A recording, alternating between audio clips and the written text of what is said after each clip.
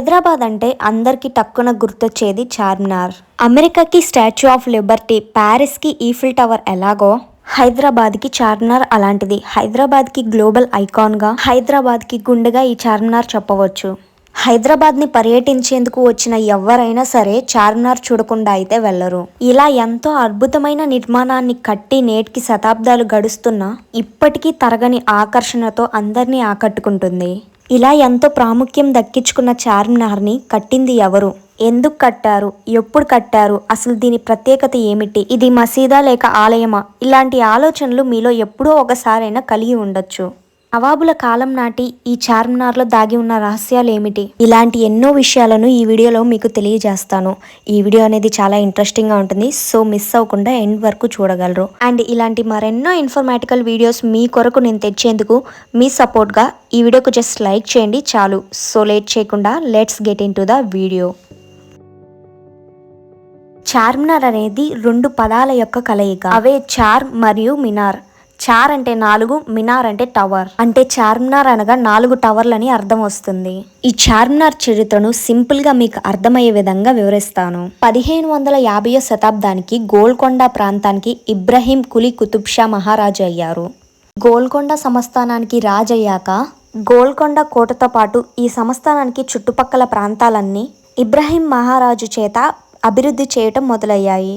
కానీ అసలైన చిక్కు ఇక్కడే మొదలయ్యింది. నిజానికి ఈ గోల్కొండ కోటను, అక్కడ అన్ని సంస్థలను క్రీస్తు శాతం 1143లో కాకతీయులు నిర్మించారు. వీరు ఈ సంస్థానాన్ని అప్పటి జనంకి అనుగుణంగా నిర్మించారు. కానీ 400 సంవత్సరాలు గడిచాక ఈ సంస్థ ఇబ్రహీం చేతికి దక్కగా ఆ ప్రాంతంలో జనాల సంఖ్య అనేది విపరీతంగా పెరిగిపోయింది. దానితో ఇబ్రహీం రాజు ఆ రాజ్యాన్ని ఎంత అభివృద్ధి చెయ్యాలి అనుకున్నా వీలు లేకుండా పోయింది. కోట లోపల ప్రజలకు ఇల్లు నిర్మించాలి అనుకున్నా పరిస్థితులు అనుకూలంగా లేవు. అలాగే రాజ్యంలో ఎవరికి ఇల్లులు కూడా లేవు. దానితో చివరికి ఇబ్రహీం మహారాజు ఈ గోల్కొండ సంస్థానానికి బయట మరో కొత్త నగరాన్ని నిర్మించాలని నిర్ణయించుకున్నారు. ఈ కొత్త నగరం కోసం, అనువైన ప్రదేశం కోసం తన రాజ్యానికి అన్ని వైపుల ప్రాంతాలకు తన అధికారుల్ని పంపించి వెతికించగా చివరికి మూసీ నది దక్షిణ వైపున విశాలమైన ప్రాంతంలో ఒక కొత్త నగరం ఏర్పరచుకోవచ్చు అని, ఈ ప్రాంతం అన్ని విధాలుగా అనుకూలంగా ఉంది అని అధికారులు వచ్చి రాజుకు వివరణ ఇచ్చారు. దానితో ఇబ్రహీం కులీ కుతుబ్ షా రాజు ఆ ప్రాంతంలో నగరాన్ని నిర్మించేందుకు అనుమతిని ఇచ్చారు. ఈ గోల్కొండ సంస్థానానికి కొత్త నగరానికి దూరం అనేది సుమారుగా 10 కిలోమీటర్లు ఉంది. అలాగే మధ్యలో మూసీ నది కూడా ఉంది. దానితో మొదట్లో మూసీ నదిపై వంతెన కట్టారు. ఆ వంతెనే పురాణంపూల్ వంతెన. ఇక వంతెన నిర్మాణం పూర్తయ్యాక పూర్తి నగరాన్ని కట్టేందుకు ఆ రోజుల్లో అనుభవం ఉన్న ఆర్కిటెక్ట్ల కోసం పలు సంస్థల్లో, దేశాల్లో వెతకగా చివరికి ఇరాన్ దేశంలోని ఇస్తారాబాద్లో ఎంతో ఫేమస్ అయ్యి విద్యను పొందిన ఆర్కిటెక్ట్ మీర్ ముమేన్ని కలిశారు. ఆయనతో మాట్లాడగా వారు ఈ నూతన నిర్మాణానికి తన వంతుగా సహాయం అందిస్తానని అన్నారు. ఆయన గోల్కొండ ఆస్థానానికి తీసుకుని వచ్చిన తర్వాత ఆయనలో ఉన్న ప్రతిభను చూసి కొద్ది కాలానికే ఇబ్రహీం మహారాజు ముక్తులవ్వగా ఆయనని వారికి ప్రధానమంత్రిగా నియమించుకున్నారు. ఇక ఈ పూర్తిగా నూతన నగర బాధ్యతల్ని మీర్ ముమిన్ ఆర్కిటెక్ట్ కి పూర్తిగా అప్పగించారు. దానితో మీర్ ముమిన్ 3 సంవత్సరాలు కష్టపడి చివరికి ఈ నూతన నగర నిర్మాణానికి సంబంధించిన 3 బ్లూ ప్రింట్లు అనేవి రాజుకు చూపించారు. దీన్ని పరిశీలించి ఎన్నో మార్పులను చేయించారు. అలాగే ప్రపంచ నగరంలో ప్రసిద్ధి చెందిన అన్ని సౌకర్యాలు కూడా ఈ నగరంలో ఉండేలా నిర్మించాలని ఆజ్ఞాపించారు. ఇలా ఈ కొత్త నగరం ప్రణాళికలు సిద్ధమవుతున్న సమయంలోనే ఇబ్రహీం కులీ కుతుబ్ షా మహారాజు మరణించారు. దానితో రాజ్య బాధ్యతలను వారి కుమారుడైన మహమ్మద్ కులీ కుతుబ్ షా స్వీకరించారు. ఈ పేర్ల విషయంలో కన్ఫ్యూజ్ అవ్వకండి. తండ్రి పేరు ఇబ్రహీం కులీ కుతుబ్ షా, ఈయన కుతుబ్ షా వంశపు 4వ రాజు. ఇతని కొడుకు పేరు మొహమ్మద్ కులీ కుతుబ్ షా, ఇతని ఈ వంశపు 5వ రాజు.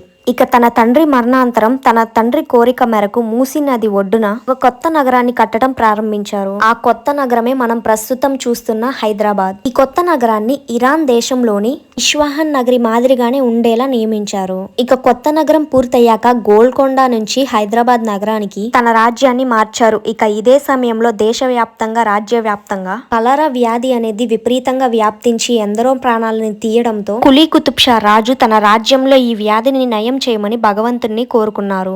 నయమైతే ఈ స్థలంలో ఒక మసీదుని కడతానని దేవుణ్ణి మొక్కుకున్నారు. అలా కలరా తగ్గటంతో ఆ రాజు అదే సంవత్సరంలో అనగా 1591లో ఈ చార్మినార్ ని కట్టించడం ప్రారంభించారు. ఈ చార్మినార్ అనేది ఇరాక్ దేశంలోని ఇమాం అలీ రాజా సమాధిలానే 4 స్తంభాలు ఉండేలా నిర్మించడం ప్రారంభించారు. ఇలా కేవలం ఒక్క సంవత్సరంలోనే చార్మినార్ ని కట్టేశారు. అనగా 1591లో ప్రారంభించగా 92లో పూర్తి చేశారు. కానీ కొన్ని గ్రంథాల్లో పుస్తకాల్లో తెలుపుతున్నది మాత్రం 1589లో ప్రారంభించగా 1592లో పూర్తయిందని ఉంది. ఏది ఏమైనప్పటికీ కొత్తగా ఏర్పడిన ఈ హైదరాబాద్ నగరంలో చార్మినారే అప్పట్లో ప్రత్యేకంగా నిలిచింది. మీలో అందరూ హైదరాబాద్ ని భాగ్యనగరం అని పిలవటం వినే ఉంటారు. నిజానికి హైదరాబాద్ ని భాగ్యనగరం అని పిలవటంలో చిన్న కథ దాగి ఉంది. దాన్ని మీకు చెబుతాను. హైదరాబాద్ నగరానికి దగ్గరలో అప్పట్లో చించలం అనే ఊరు ఉండేది. ప్రస్తుతం దీన్ని షాలిబండగా పిలుస్తున్నారు. ఈ ఊర్లో బాగుమతి అనే హిందూ అమ్మాయి ఉండేది. కులీ కుతుబ్ షా ఈ హిందూ అమ్మాయితో అప్పట్లో ప్రేమలో పడ్డారు.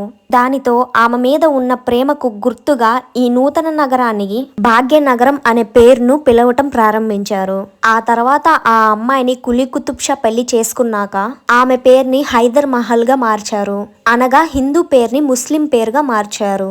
ఇక ఇందులోనే భాగంగా భాగ్యనగరం అనే పేరుని కూడా హైదరాబాద్ గా మార్చాడని చరిత్రకారులు చెబుతున్నారు. ఇక ఇలా హైదరాబాద్ నగరంలో కేంద్రంగా నిర్మించబడిన ఈ చార్మినార్ గురించిన కొన్ని ఆసక్తికరమైన విషయాల గురించి మాట్లాడుకుంటే, చార్మినార్ ని కట్టి నేటికి సుమారుగా 432 సంవత్సరాలు గడిచింది. దీని నిర్మాణాన్ని చాలా ప్రత్యేకంగా ఉండేలా నిర్మించారు. ప్రతి కోణంలో చూసినా 4 స్తంభాలు కనిపించేలా నిర్మించారు. కేవలం ఈ 4 మినార్ల కారణం వల్లనే చార్మినార్ కు ఆ పేరు రాలేదని, ఈ కట్టడానికి ఆ పేరు పెట్టడానికి 20 కారణాలు ఉన్నాయని ఆర్కియాలజీ అండ్ మ్యూజియం శాఖ పరిశోధకులు చెబుతున్నారు.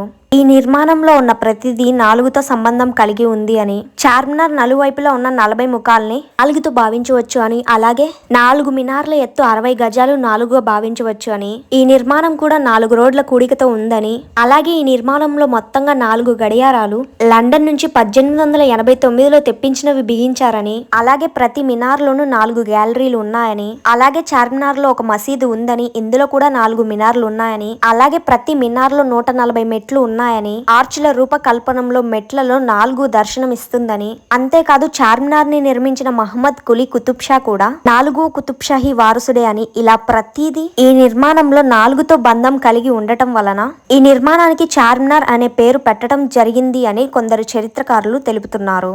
ఇక ఇన్నేళ్లు గడిచినా కూడా ఈ చార్మినార్ అనేది చెక్కు చెదరకుండా ఉండటాన్ని చూసి పరిశోధకులు సైతం ఆశ్చర్యపోయారు. అసలు ఇది ఎలా సాధ్యమని తెలుసుకునేందుకు విఐటి యూనివర్సిటీ పరిశోధకులు పురావస్తు శాఖ సాయంతో రంగంలోకి దిగారు.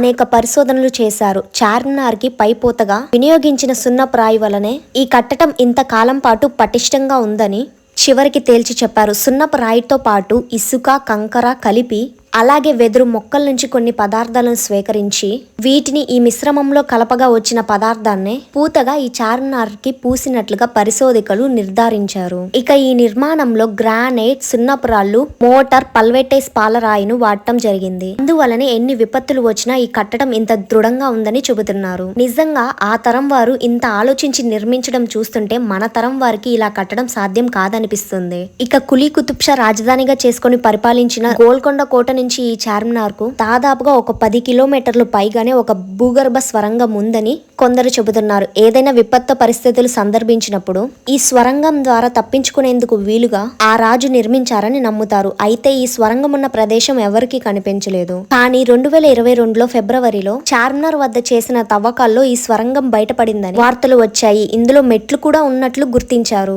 అయితే అధికారులు తిరిగి పూర్తి చేశారని పుకార్లు ఉన్నాయి. ఇక చార్మినార్ ని ఆనుకుని భాగ్యలక్ష్మి ఆలయం ఉంది. భాగ్యలక్ష్మి గుడిపై చార్మినార్ నిర్మించారు అని కొందరు హిందువులు బలంగా నమ్ముతారని ఒక సిద్ధాంతం కూడా ప్రచారంగా ఉంది. అయితే ఆర్కియాలజికల్ సర్వే ఆఫ్ ఇండియా వారు మాత్రం ఈ ఆలయ నిర్మాణాన్ని అనధికార నిర్మాణంగా ప్రకటించారు. దానితో హైదరాబాద్ హైకోర్టు వారు ఈ ఆలయాన్ని నిలిపివేశారు. అయితే ఈ ఆలయ మూలం ప్రస్తుతం వివాదాస్పరంగా ఉండగా ఈ విగ్రహం ఉన్న ప్రస్తుత నిర్మాణం మాత్రం 1960లో ప్రతిష్ఠించబడింది. ఇక ఫైనల్ గా ఎంతో సుందరమైన ఈ చార్మినార్ కి 4 దిక్కులా కూడా ప్రస్తుతం షాపింగ్ అనేది చాలా అద్భుతంగా ఉంటుంది. దొరకని వస్తువు అంటూ ఏది ఉండదు. మట్టి గాజులు మొదలుకొని మెటల్ గాజులు దాకా 5,000 నుండి 10,000 రూపాయల వరకు అన్ని రకాల గాజులు ఇక్కడ దొరుకుతాయి. అలాగే ముత్యాలు అనేవి ఇక్కడ ఫేమస్. అందుకనే హైదరాబాద్ చుట్టుపక్కల ప్రాంతాల ఆడవాళ్ళంతా షాపింగ్ కి ఇక్కడికే వస్తారు. ఇక్కడ రంజాన్ మాసంలో లైట్ బజార్ ఉంటుంది. రాత్రి నుంచి తెల్లవారుజాము వరకు షాపింగ్ చేయొచ్చు. చార్మినార్ చుట్టూ దాదాపుగా 1400 షాపులు ఉన్నాయి. అందుకే ఇంత అద్భుతమైన చార్మినార్ని ఏ టూరిస్టులు వచ్చినా మిస్ అవ్వకుండా చూసి వెళ్తారు. సో ఇది ఫ్రెండ్స్, మీ అందరికీ ఒక ప్రశ్న. చార్మినార్ని మీలో ఎంతమంది చూశారు? చూస్తే అది ఎలా అనిపించింది అనేది నా కామెంట్ బాక్స్ ద్వారా ఖచ్చితంగా పంచుకోండి. ఈ వీడియో అనేది మీరు కొత్త విషయాలను తెలుసుకునేందుకు ఎంతో కొంత ఉపయోగపడిందని నేను భావిస్తున్నాను. ఈ వీడియో కానీ మీకు నచ్చినట్లయితే జస్ట్ లైక్ చేయండి చాలు. ఇలాంటి మరెన్నో ఇన్ఫర్మేటికల్ వీడియోస్ మీరు కూడా పొందేందుకు మన ఛానల్ని సబ్స్క్రైబ్ చేసుకొని నోటిఫికేషన్ని ఆన్ చేసుకోగలరు. ఈ వీడియో ఎలా అనిపించింది అనేది కామెంట్ చేయండి. Thanks for watching. Have a good day.